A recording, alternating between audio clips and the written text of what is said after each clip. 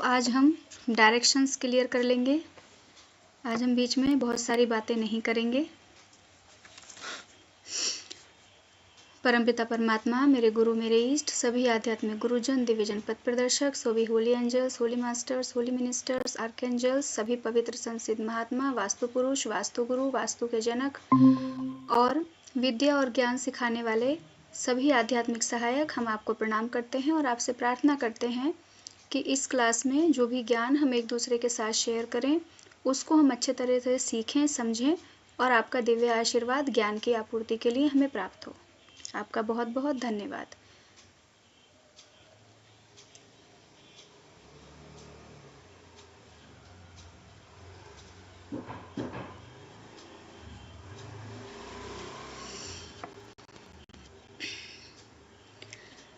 आज का हमारा सब्जेक्ट है वास्तु की एंट्री। आज हम एंट्रीज के बारे में जानेंगे। जैसे कि हम ये बात जान चुके हैं, समझ चुके हैं कि वास्तु में हमारे पास 32 एंट्रीज होती हैं। तो कौन सी एंट्री हमें क्या फल देती है उसको आज हम जानेंगे और समझेंगे।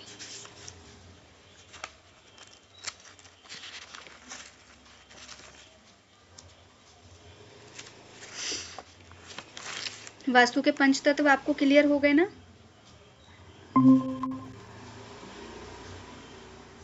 हाँ जी।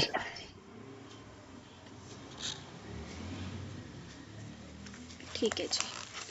तो सबसे पहली एंट्री जो है वो हमारी आती है N1, है ना? First entry is N1। कहाँ पे आएगी? नॉर्थ वेस्ट से शुरू होगा।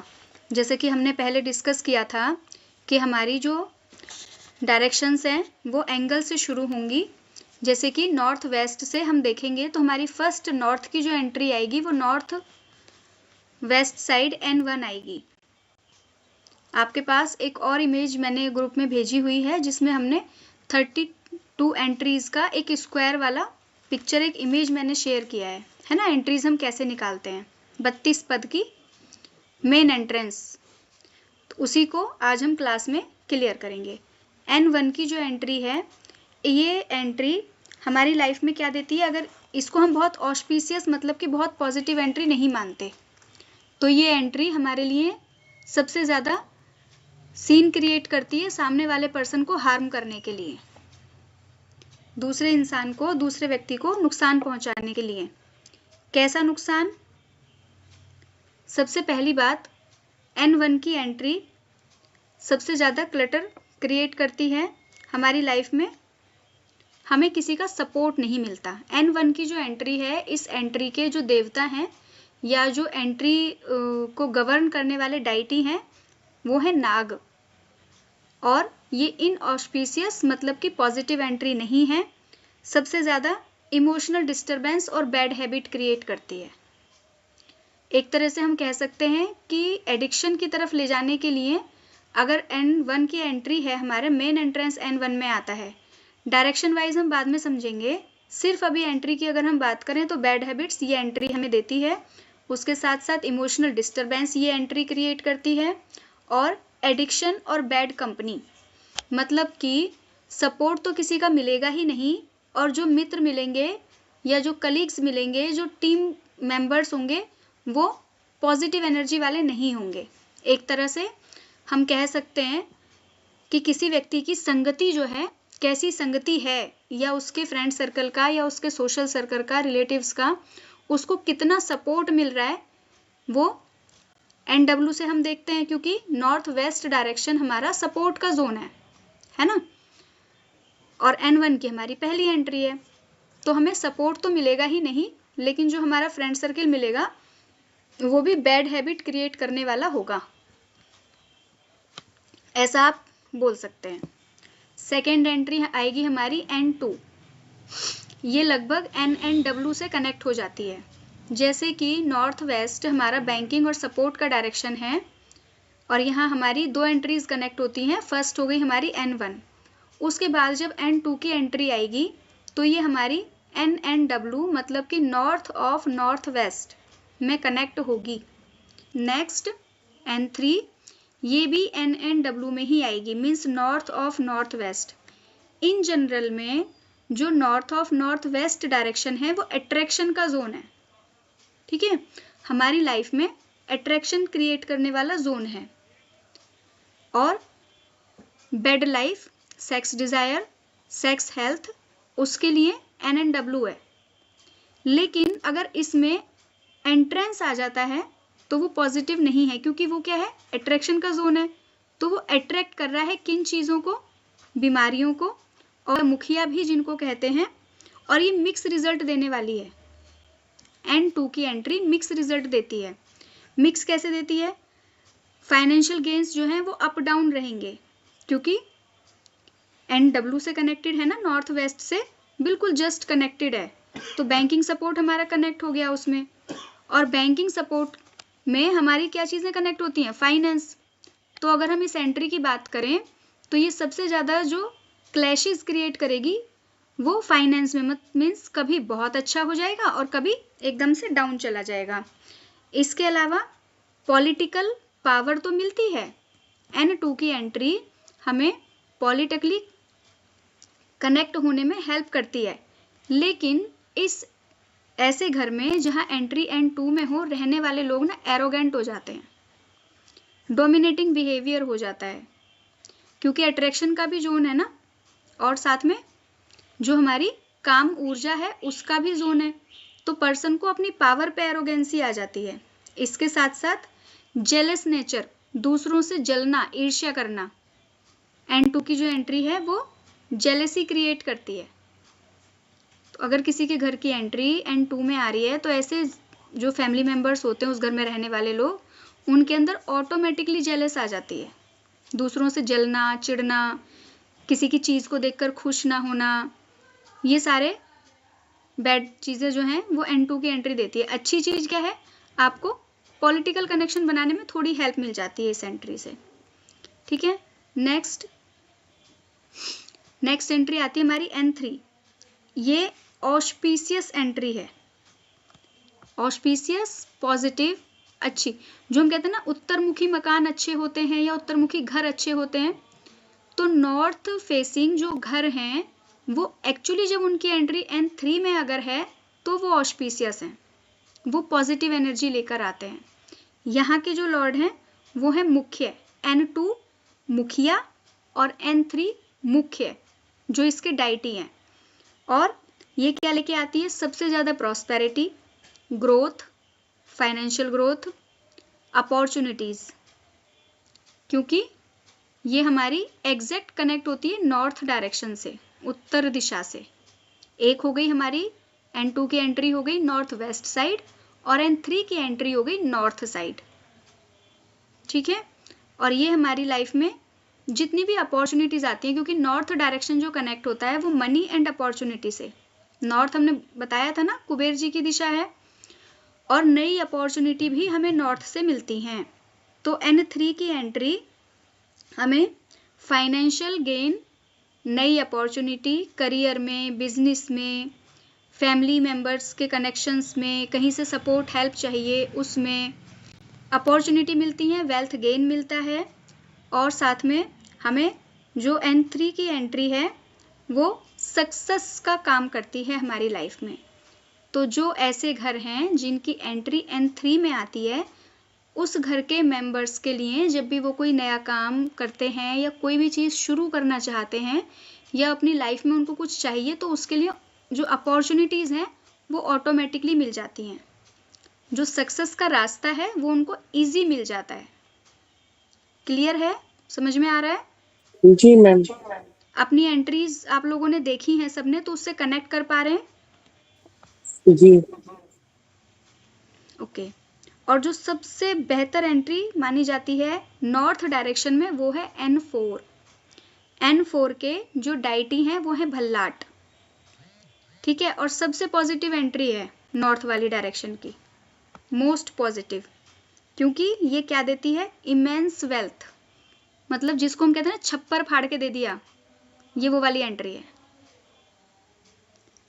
हम अभी सिर्फ एंट्री के एट्रीब्यूट्स पढ़ रहे हैं, बाकी चीज़ें भी डिपेंड करती हैं। ऐसा नहीं सिर्फ एक एंट्री दे देती है, लेकिन आप समझिए अगर आपकी एंट्रेंस अच्छी है तो एक फर्स्ट जो पॉजिटिव चीज़ है वो आपके पास क्रिएट हो गई। जैसे कि आपका समझो कि अगर आपकी एंट्री अच्छी है, एंट्री कैसे होती है घर की, जैसे कि हमारी बॉडी पर हमारा फेस है ना। तो कोई इंसान अगर अच्छा दिखता है तो उसके लिए हम राय क्या बनाते हैं कि अच्छा दिखने वाला इंसान है तो नेचर भी शायद अच्छा ही होगा, ऐसा सोच लेते हैं ना। या कितना अच्छा दिख रहा है, उसको देख के पॉजिटिव एनर्जी आती है, पीसफुल फील होता है। कोई इंसान अगर बहुत खूबसूरत दिख रहा है तो उसको देख के हमें थॉट आता है ना कितना सुंदर दिख रहा है। ऐसे ही किसी घर की एंट्रेंस बहुत अच्छी है तो एनर्जी लेवल पर उस घर की तरफ जो पॉजिटिव एनर्जीज हैं वो अट्रैक्ट होती हैं, क्योंकि मेन एंट्रेंस की एनर्जी बहुत अच्छी है। जैसे कि बर्थ चार्ट में हम क्या देखते हैं, लगना चार्ट, फर्स्ट हाउस देखते हैं ना सबसे पहले। तो फर्स्ट हाउस बहुत सारी चीजें डिसाइड कर देता है ना। तो ऐसे ही एंट्री जो है उसको हम एक तरह से फर्स्ट हाउस मान सकते हैं कुंडली का। हमारी एंट्रेंस उससे कनेक्ट करेगी, ठीक है। और N4 की एंट्री सिर्फ वेल्थ नहीं देती, अबंडेंस एंड सक्सेस भी देती है। एक हो गया कि आपके पास अपॉर्चुनिटी आ रही है ना, वो N3 ने आपको दिया, बट वो अपॉर्चुनिटी आप यूज कर पा रहे हो और उसका बेनिफिट भी ले पा रहे हो, और उसके साथ साथ बेनिफिट लेने के साथ साथ आपको सक्सेस भी मिल रही है। N4 की एंट्री देगी आपको। इसके अलावा और क्या देती है N4 की entry, ensure financial stability, means आपका फाइनेंस रेगुलर चलता रहेगा, उसके लिए काम करती है N4 की एंट्री। और उसके साथ क्या देती है N4 की एंट्री, जो घर में मेल पर्सन है, जो घर में मेल पर्सन या फिर जो मेन इनकम जनरेटिंग पर्सन है, जो सबसे ज्यादा कमाने वाला व्यक्ति है, और उस घर में अगर N4 की एंट्री है तो उसके काम में, उसके करियर में रेगुलर ग्रोथ N4 की एंट्री देती है। ऐसे ही अब नेक्स्ट एंट्री आएगी हमारी N5, और ये भी एग्जैक्ट नॉर्थ में ही आती है। N1 की जो एंट्री है वो कनेक्ट हो गई हमारा नॉर्थ वेस्ट, N2 और N3 कनेक्ट हुए हमारे north of north west, N4 and N5 हमारे कनेक्ट हुए एग्जैक्ट नॉर्थ, तो मनी एंड अपॉर्चुनिटी की डायरेक्शन में कनेक्टेड है। उसके साथ साथ फिर N4 N5 की जो एंट्री है, इसके जो लॉर्ड हैं वो हैं सोमा, सोम भी कहते हैं उन्हें, सोमा। N5 की एंट्री के जो डाइटी हैं वो है सोमा। बहुत बहुत पॉजिटिव एंट्री है, और ये क्या देती है हमारी लाइफ में N5 की एंट्री, स्पिरिचुअल ग्रोथ।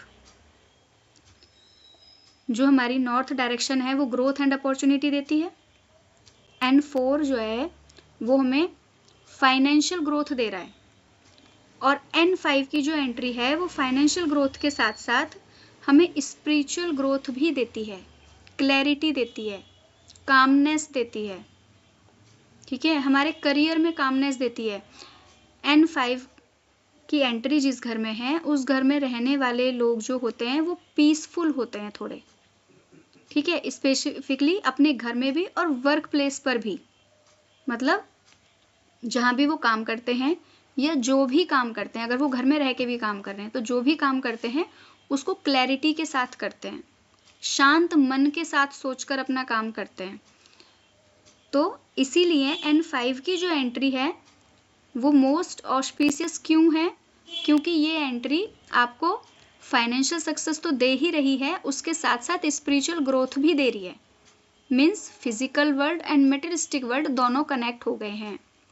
अगर हम बर्थ चार्ट से समझें तो इस चीज को हम कहाँ देखते हैं कि फाइनेंस भी अच्छा हो जाए और घर परिवार में भी सुख शांति रहे। कुंडली का सेकंड हाउस देखते हैं ना,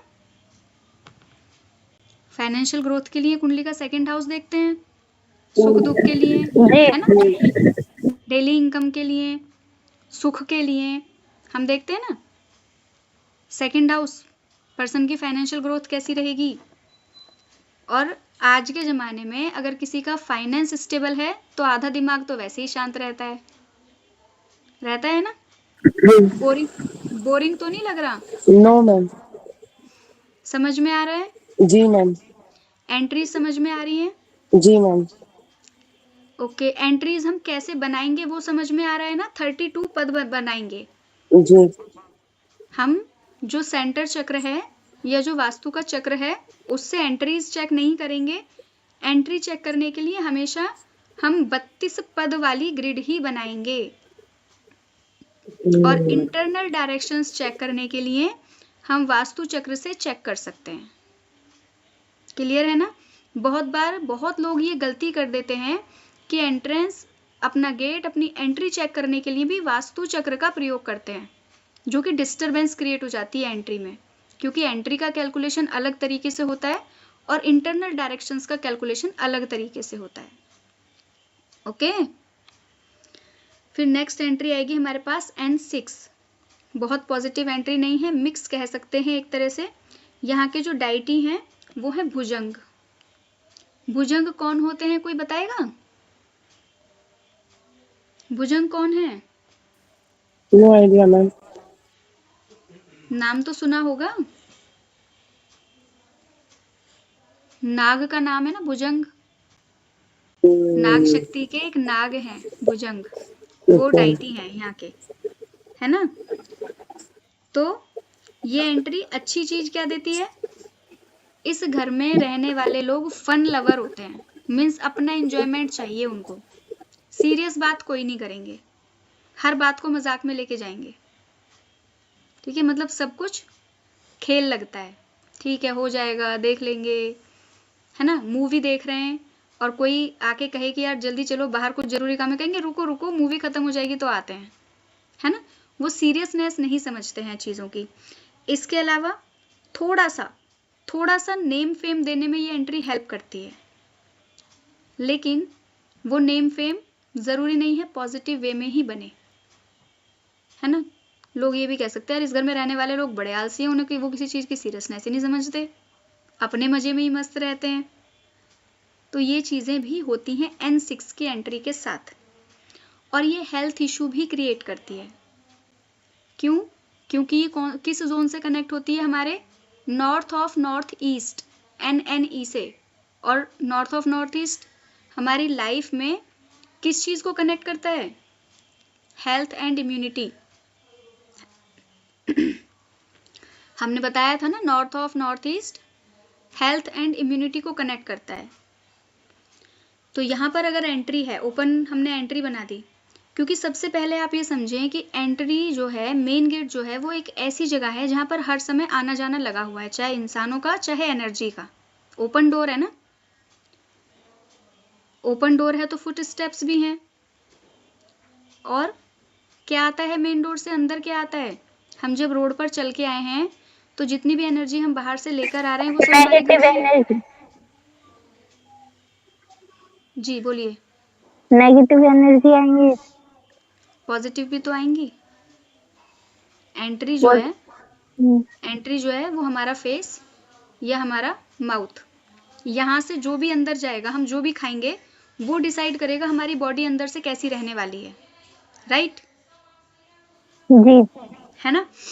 एंट्री को मैंने फर्स्ट हाउस क्यों बोला है, लग्न हाउस क्यों बोला है? क्योंकि लग्न हाउस जो है वो किसी पर्सन की फिजिकल अप्रोच के साथ साथ उसका बिहेवियर भी डिसाइड करती है, उसकी बुद्धि कैसी होगी वो भी डिसाइड करती है। तो अगर ये ऊपर वाला पोर्शन ठीक है किसी का भी, तो जो इससे नीचे का हिस्सा है वो ऑटोमेटिकली सही रहेगा। ऐसे ही घर में अगर मेन एंट्री ठीक है तो अंदर की जो ऊर्जा है वो काफी हद तक बैलेंस रहेगी।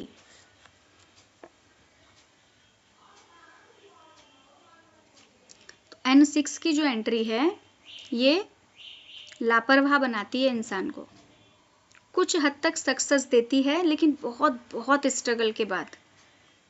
क्यों? क्योंकि ऐसे लोग किसी चीज को सीरियस नहीं लेते, वो अपनी प्रॉब्लम्स को भी सीरियस नहीं लेते, लापरवाही में रहते हैं, कर लेंगे ना, कल कर लेंगे, अभी तो बहुत टाइम है, अभी जल्दी क्या है करने के लिए, ठीक है, ऐसे करते हैं वो। नेक्स्ट हमारी एंट्री आ गई N7। N7 की एंट्री है, यहाँ के जो डाइटी हैं वो हैं रोग।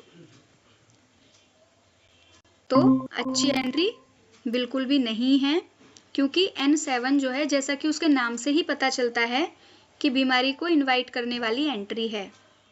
वहाँ के डाइटी हैं रोग, और ये हेल्थ इशू क्रिएट करती है, क्योंकि ये भी हमारे नॉर्थ ईस्ट में ही कनेक्टेड है। और अगर यहाँ पर एंट्री होगी, जो NNE है वहाँ के लॉर्ड कौन है? धनवंतरी बताया था ना, नॉर्थ ईस्ट के लॉर्ड बताए थे ना धनवंतरी जी, जो हाथ में अमृत का कलश लेकर वहां पर विराजमान है।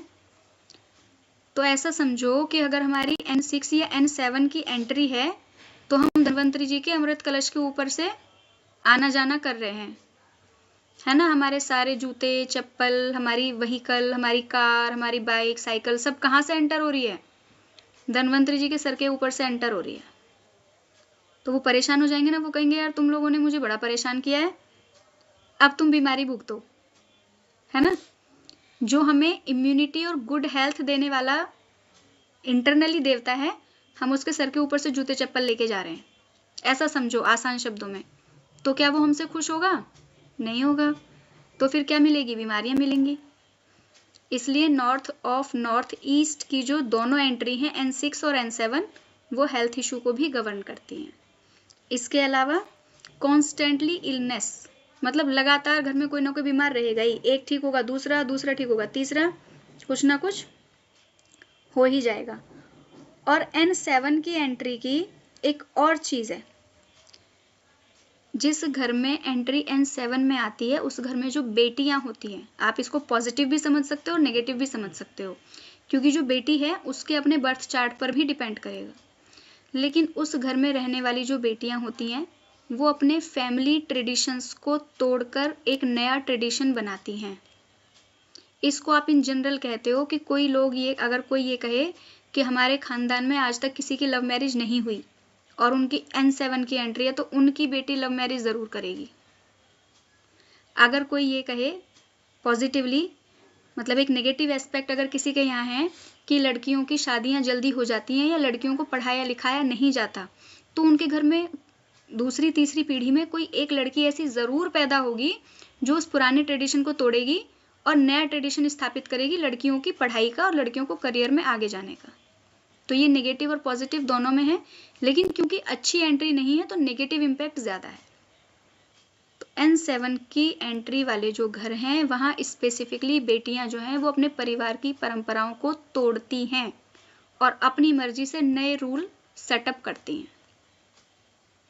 ठीक है, ये स्पेसिफिक चीज है, और ये मैंने आपको इसलिए भी बताया, ठीक है, रिकॉर्डिंग में मिलेगा आपको, लेकिन कुछ चीजों को आप अपने हाथ से नोट डाउन करने की आदत डालो ताकि आपको वो याद रहे। ठीक है, जब आप किसी की एंट्री देखो तो आपको तुरंत समझ में आए कि इस घर में ये तो जरूरी हुआ होगा, है ना।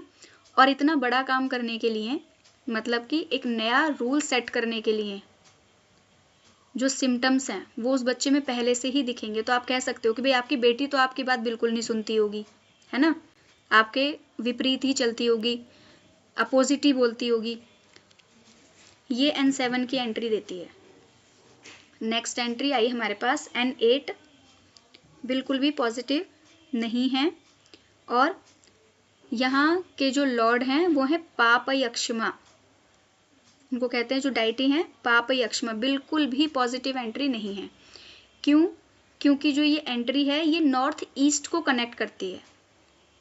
नॉर्थ ईस्ट हमारा ईशान कौन है ना, देवताओं की दिशा, और clarity of mind, peace of mind, भगवान की एनर्जी, ईस्ट की एनर्जी, ग्रह देव की, कुल देवी की एनर्जी, सब हमको यहीं से मिलती है। और वहां पे हमारी आ गई N8 की एंट्री। तो अगर हम एग्जाम्पल से इजी समझें तो हम हमारे देवता के सर के ऊपर से चप्पल लेके जा रहे हैं, ऐसा समझ सकते हो। तो वो तो बिल्कुल भी ब्लेस नहीं करने वाले हैं भाई। इसलिए नॉर्थ ईस्ट में एंट्री बिल्कुल भी पॉजिटिव नहीं है, N8 की एंट्री। ठीक है, और ये आपकी लाइफ में क्या देगी?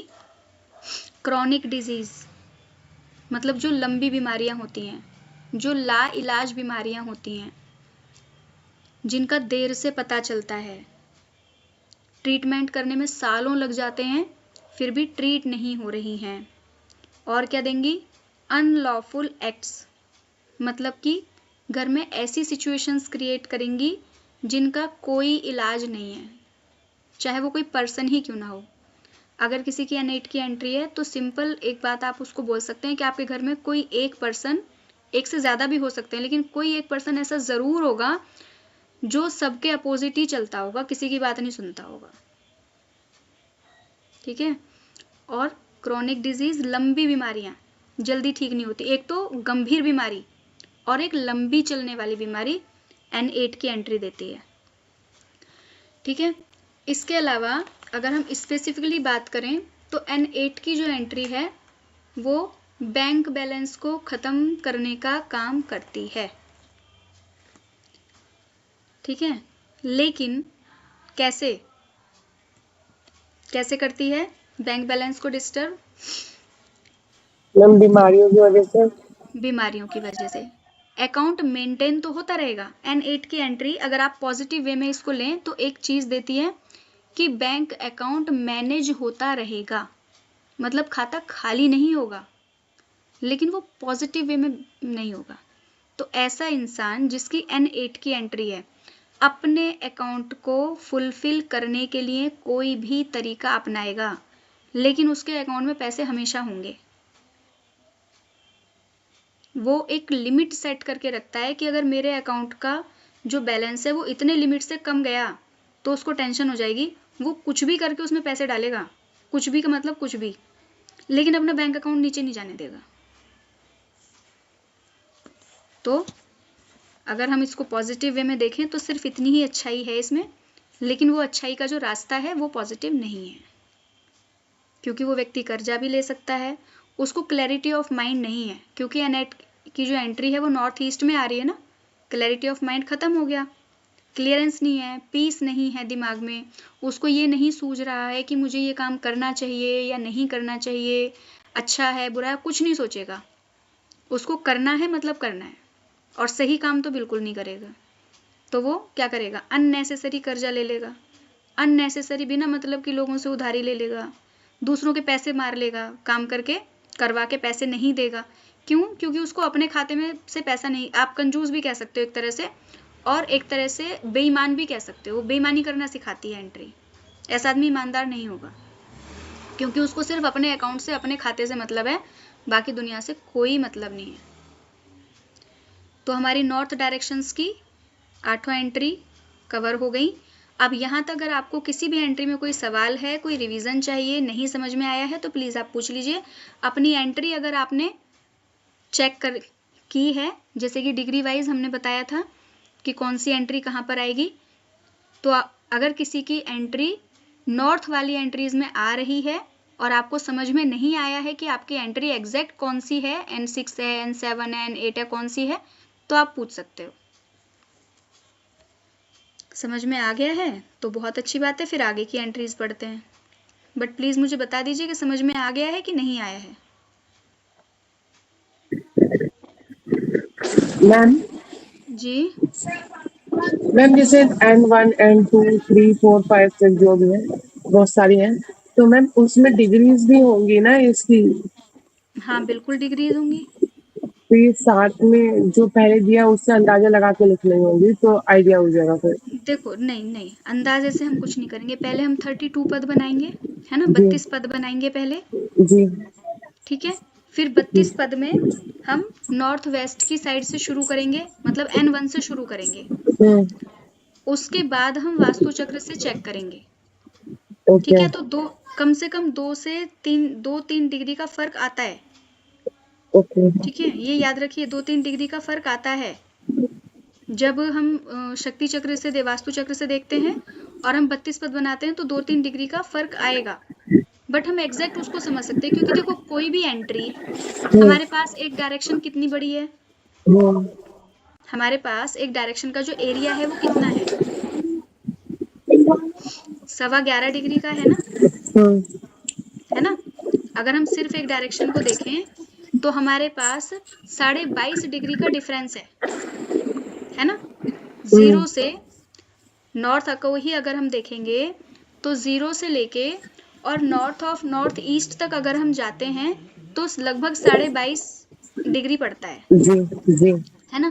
तो इस 22.5 डिग्री में हमारे पास दो एंट्री आ जाती हैं। तो किसी के भी घर की एंट्री जो है वो एक ही डिग्री पर तो है नहीं, किसी का गेट कम से भी कम, अगर दरवाजे की विड्थ हम देखेंगे तो 3 फीट तक का होगा ही ना। अगर 3 फीट तक का दरवाजा है तो हम कह सकते हैं कि एक ही एंट्री आ रही होगी। लेकिन अगर दरवाजा 3 फीट से ज्यादा बड़ा है, प्लॉट एरिया छोटा है, दरवाजा ज्यादा बड़ा है, तो यह 2 या 3 एंट्री कनेक्ट कर जाती हैं कई बार। ठीक है, तो इसलिए जब बहुत बार रेमेडीज कराई जाती हैं एंट्री को देखकर, तो बहुत लोगों को सिर्फ इतना ही करवाया जाता है कि आपका इतना बड़ा गेट है तो आप ये वाला साइड मत ओपन करिए। जैसे घर में दो, जब जो मेन एंट्री होती है, ज्यादातर 2 पल्ले का दरवाजा होता है ना, है ना, तो उसमें बोल दिया जाता है कि आप ना ये वाला पार्ट मत ओपन करो, ये वाला पार्ट ओपन कर लो। तो बहुत लोगों के दरवाजे आपको ऐसे भी मिलेंगे जिसमें 2 एंट्री कनेक्ट हो रही हैं, एक पॉजिटिव वाली, एक नेगेटिव वाली।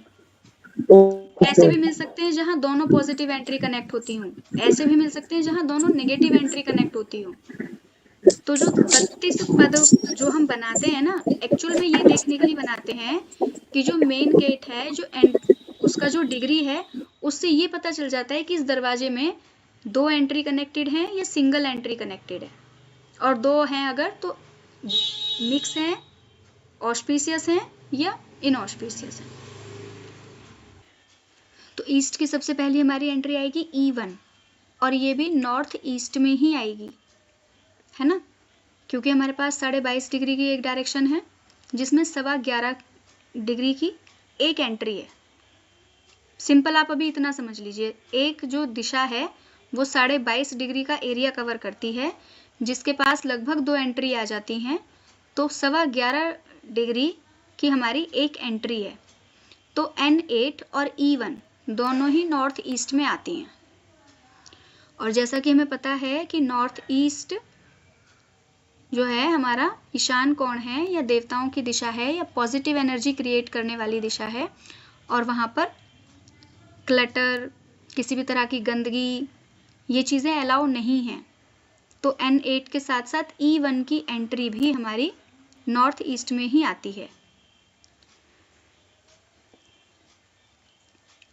E1 की एंट्री जो है, उसके जो लॉर्ड हैं या जो डाइटी हैं वो है शिखी।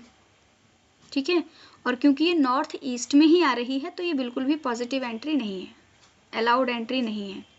सबसे बड़ी शिखी, शिखा रखते हैं ना सर पे, तो शिखा में आ की मात्रा हटा के ई की मात्रा लगा दो। ठीक है, शिखी। और अगर E1 की एंट्री है तो ऐसे घरों में आग लगने का खतरा सबसे ज्यादा होता है।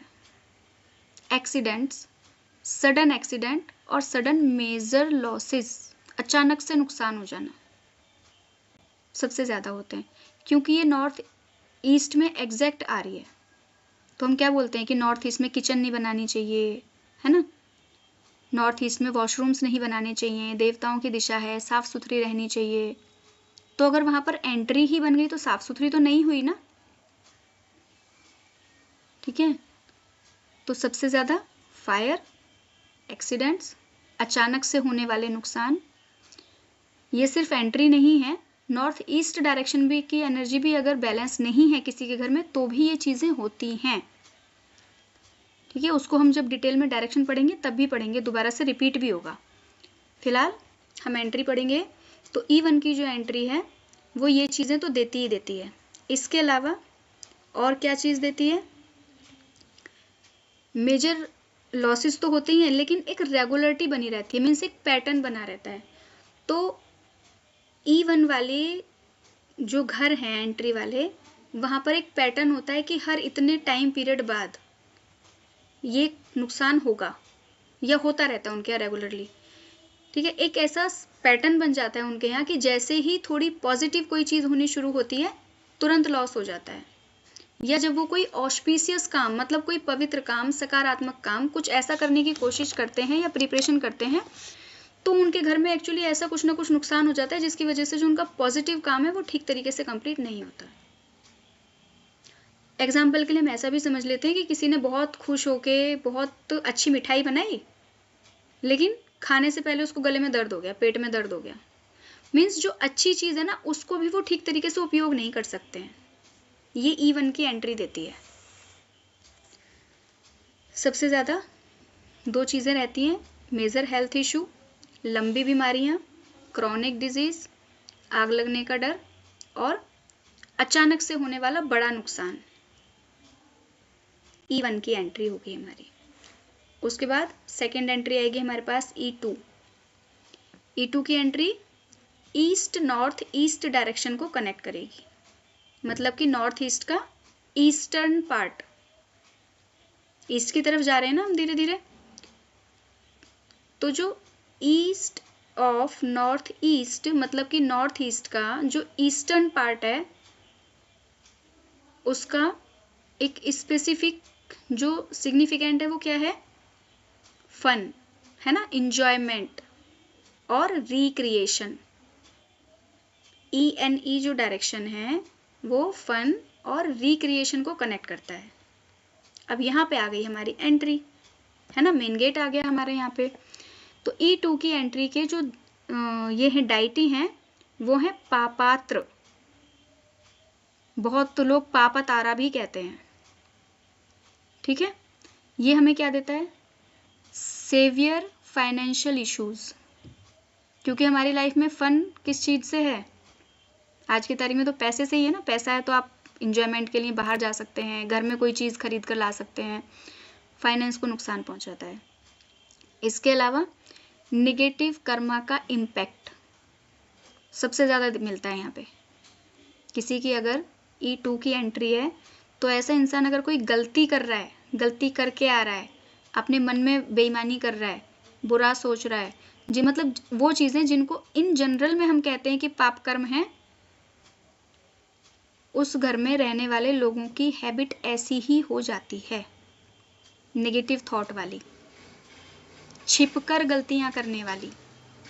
पाप किस चीज़ को कहते हैं, जो काम गलत है, ऑस्पिशियस नहीं है, है ना, तो छिपकर गलतियां करने की हैबिट हो जाती है ऐसे लोगों, ऐसे घरों में कोई ना कोई पर्सन ऐसा ज़रूर होगा जो अपनी गलतियां करेगा और उनको छिपाएगा या किसी दूसरे को ब्लेम कर देगा, ठीक है। इसके अलावा एक और मेजर चीज़ है जो E2 की एंट्री देती है, अननेसेसरी एक्सपेंडिचर, मतलब ऐसे इंसान की जेब में अगर पैसे नहीं भी है ना तो कर्जा करके दुबई घूमने जाएगा, कर्जा करके बैंकॉक जाएगा, जाएगा जरूर।